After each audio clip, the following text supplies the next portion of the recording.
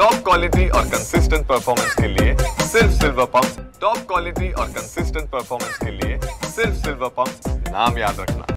छत्रपती संभाजीनगरचे पालकमंत्री आणि शिवसेनेचे प्रवक्ते संजय शिरसाट आपल्याबरोबर आहेत। शिरसाट साहेब, आजच्या दिवसातली सर्वात महत्त्वाची घडामोड म्हणजे दिल्लीमध्ये आम आदमी पार्टी फक्त 22 जागांवरती थांबली, तर 27 वर्षानंतर 48 जागा जिंकून त्या ठिकाणी भारतीय जनता पार्टी सत्तेत आलेली आहे।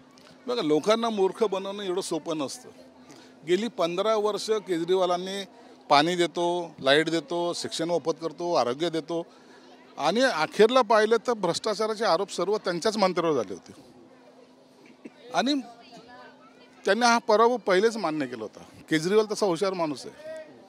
त्याने सांगितलं EVM मध्ये घोटाळा होणार आहे, 10% मताचा फरक पडणार आहे आणि त्या पद्धतीने आताच पराभव झाल्यानंतर आम्ही आमच्या कर्तृत्व जे शून्य होतो त्याच्यामुळे पराभव झाला नाही, तर EVM मुळचा घोटाळा आता उद्यापासून ती बातमी लागेल। परंतु एक लक्षात ठेवा, भाजपने ज्या पद्धतीने प्लॅनिंग करून इलेक्शनचे 5 वर्ष तयारी केली ना, त्याचा हा परिणाम आहे। म्हणून केजरीवालाचं आता राजकीय भविष्य अंधारमय व्हायला सुरुवात झालेली आहे आणि जे भारत जोडोला निघले होते ते तर शून्यावरच राहिले। म्हणजे ते काँग्रेस कुठे आहे आता दिल्लीमध्ये शोधूनही सापडणार नाही। इतक्या दारुण पराभव झालेल्या नेत्यांनी आता देशाच्या राजकारणात बोलावं हा सुद्धा एक जोक ठरणार आहे। राहुल गांधींनी देशाच्या राजकारणावर त्यांना बोलायचा अधिकार नाही। काय राहिला त्याचा अधिकार आता? कुठे? दिल्लीसारख्या शहरामध्ये एक काळ असा होता की त्या ठिकाणची सत्ता ही काँग्रेसच्या ताब्यात होती, तिथलचे खासदार काँग्रेसचे होते। आज एक माणूस निवडून येत नाही याचा अर्थ लोकांनी तुम्हाला किती म्हणजे तुम्हाला बाद केलेलं आहे हे याच्यावरून दिसतंय ना आपल्याला। याला जोडून प्रश्न असा आहे की आता इंडिया आघाडीचं काय होणार? इंडिया आघाडी कुठे राहिली? इंडिया आघाडीचे 3-13 कधीच वाजलेले आहेत। म्हणून ममता सारखे असतील, केजरीवाल सारखे असतील किंवा इतर लोक जे होते त्यांनी पहिलेच सांगितलं की आम्हाला राहुल गांधीचं नेतृत्वामध्ये काम करायचं नाही, हे त्यांनी पहिलेच स्पष्ट केलेलं आहे। म्हणून इंडिया आघाडीचे आता 12 वाजलेले आहेत। पण या सगळ्या निकालामध्ये एक महत्त्वाचा निकाल तो म्हणजे खुद्द अरविंद केजरीवालांचा, ज्यांनी ही सगळी वेगळी विकासांची स्वप्न दाखवली, त्यांचाच पराभव झाला आहे। असं नसतं, तुम्ही स्वप्न दाखवता लोकांना मग ते पुरे करा ना। जबाबदारी जेव्हा तुमच्यावर घेता तुम्ही त्या टायमाला त्या सगळ्या कमिटमेंट ही पूर्ण करणं तुमची जबाबदारी असते। नसता अवंतर बोलू नका ना। अवंतर बोलणाऱ्यांची गत कशी होते हे तुम्ही महाराष्ट्रातही पाहिलेलं आहे। म्हणून आता केजरीवालला उठणे हे अवघड जाईल।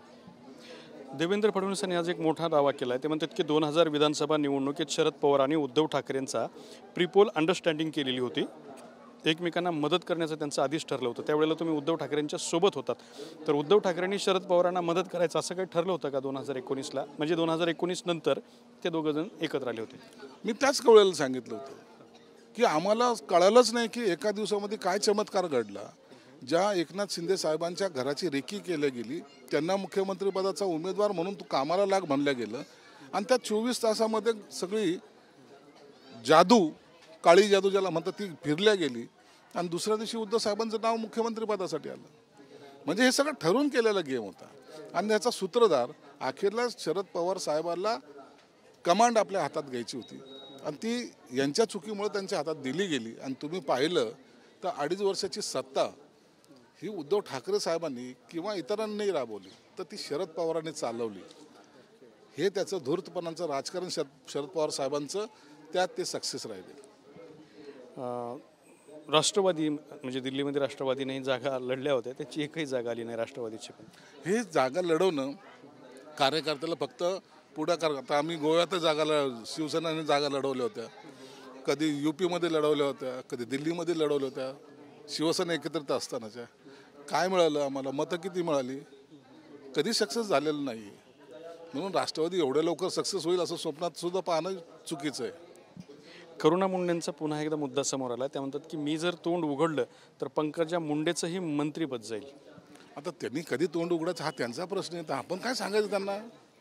हे दरवेळेला हे लोक धमकी देऊन काय मला वाटतं ब्लॅकमेल करतात का? असेल तर बोललं पाहिजे, एकदाचं विषय संपतो ना।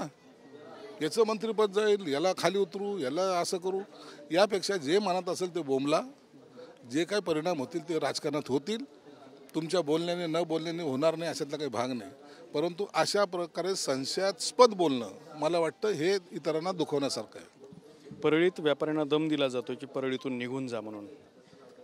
असं कोणी करत असेल तर त्याच्यावर कठोर कारवाई केली पाहिजे, कुणालाही सोडलं नाही पाहिजे आणि एखादा जो दम देतोय ना त्याची धिंड काढली पाहिजे.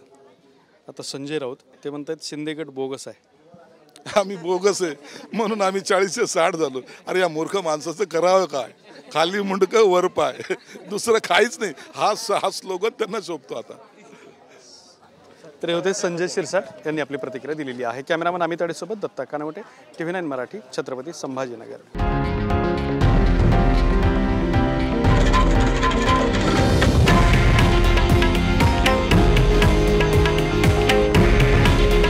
हे आहे देशातील नंबर 1 न्यूज नेटवर्क आणि आपण पाहत आहात TV9 मराठी.